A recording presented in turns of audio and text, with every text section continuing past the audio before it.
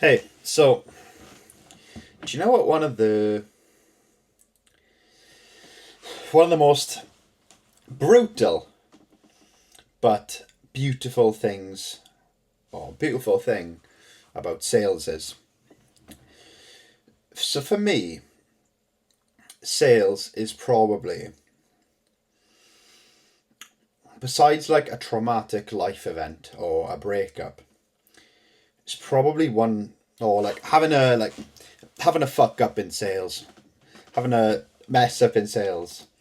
Besides a traumatic life event or a failed relationship or a breakup or whatever, is probably one of the most self-reflective events that can happen to you, because sales is all an emotions game. Now, it's not just about controlling or creating the prospect's emotions, but it's also about controlling your own emotions, okay? And one of the most difficult things in sales that typically tends to happen as you're less experienced with it is the emotional side of it. Now, I've seen and witnessed a lot of coaches firsthand cause damage to their sales performance or their sales performance because of their emotions.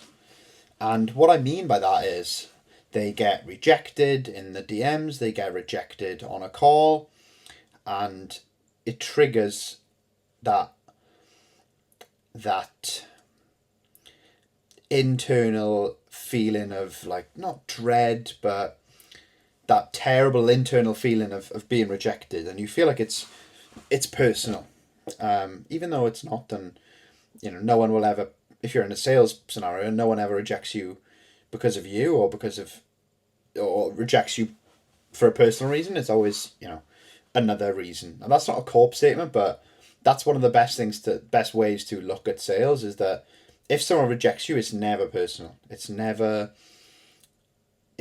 about you.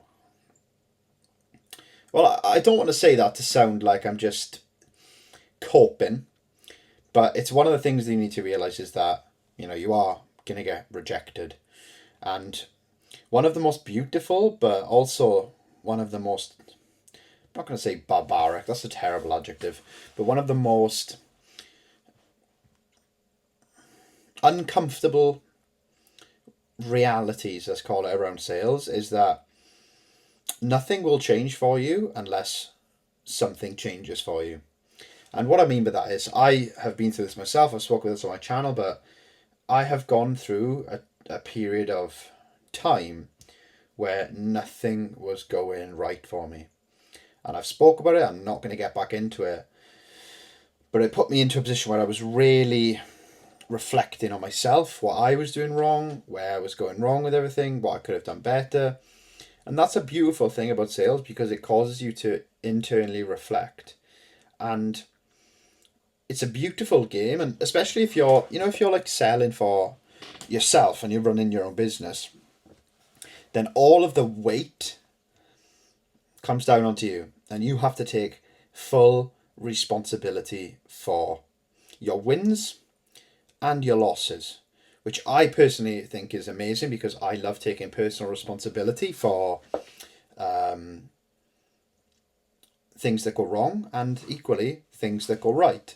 And I had something happen to me the other day where I basically tried to get a role and it didn't work, and I got rejected. And this was not the other day. This is quite a while ago, actually.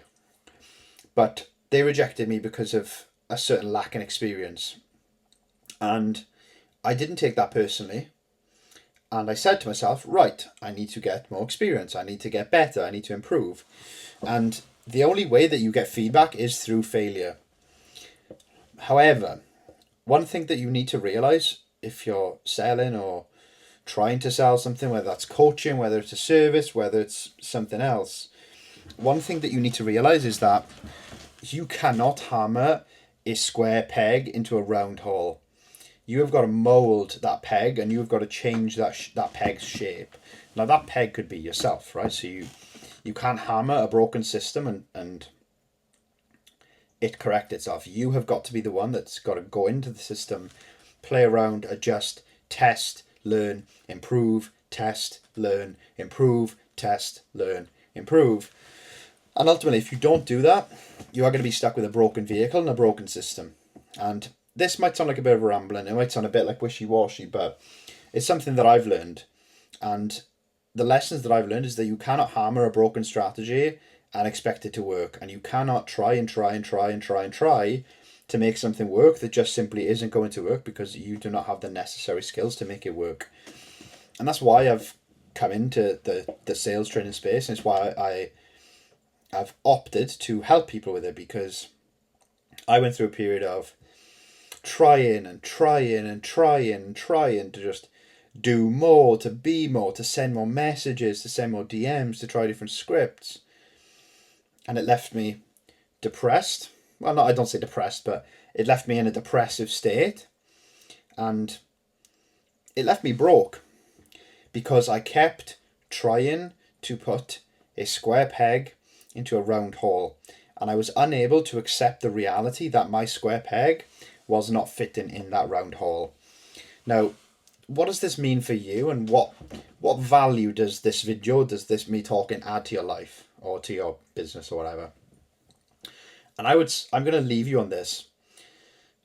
If something is not working in sales, then it will not work unless you make the changes and you make the effort to make it work.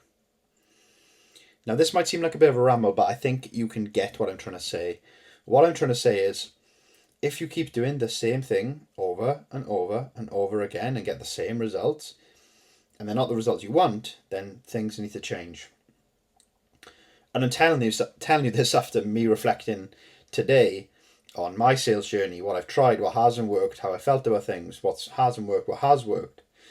And I realized that I've made so many changes to myself and my approaches and efforts around sales in the last couple of months, and it's been life-changing.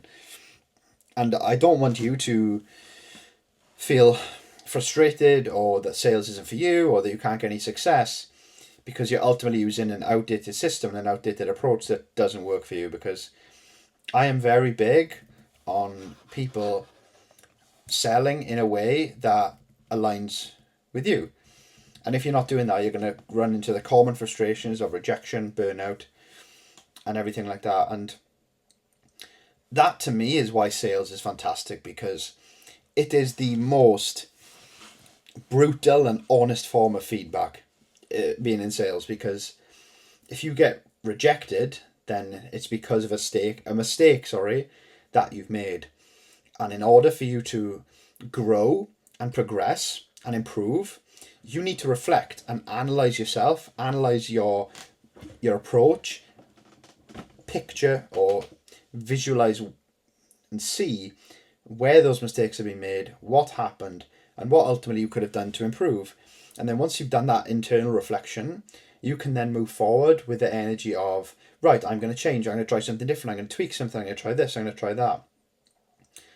And then you'll notice that something's improving. And then you'll get to another stage where you'll get rejected once you've tried that new approach. And then you'll have to do the same thing again. And that rejection at each stage raises in stakes. Okay, you might get rejected for a £200 sale, and then you might tweak, change, implement, and then you're closing £1,000 sales. Then you might have a sales call that you're pitching someone for 3k, and then you get rejected and you lose that 3k, and then you're gonna feel terrible. But if you approach it in the right way and you look at it with an analytical, impartial mindset, you will identify the mistakes that you've made and you will fix them and grow. And the next thing you know, you're selling 3, 4, 5, 6k packages, and then you get to 7, 8, 9, 10k, and then it happens again. And the emotional weight of losing that 7k, 9k sale hits you, and you're like, shit. And then you feel like, well, you might feel like giving up. I know I have at some point. But then you've got to discard that emotion and become impartial again and reflect. And ultimately look, okay, where did I go wrong? What is stopping me from going from here to here, and you need to identify that bottleneck. And 9 times out of 10, that bottleneck is you, your control of emotions, your strategy, your frameworks, and ultimately it's down to you to fix them. So this has been sort of a for yourself for getting into sales, or well, not getting into sales actually. But to me, that's why I love sales, because it's one of the most brutal, most introspective things that you can do. Because sales, getting into sales, getting good at sales, and getting rejected and failing and messing up and screwing up is going to cause you to personally progress. And I feel like me being so knee deep and in the trenches with sales for the last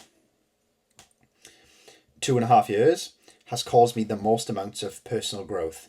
Now, I'm very big on reading. I literally have a Kindle on my shelf and I read that pretty much every single day.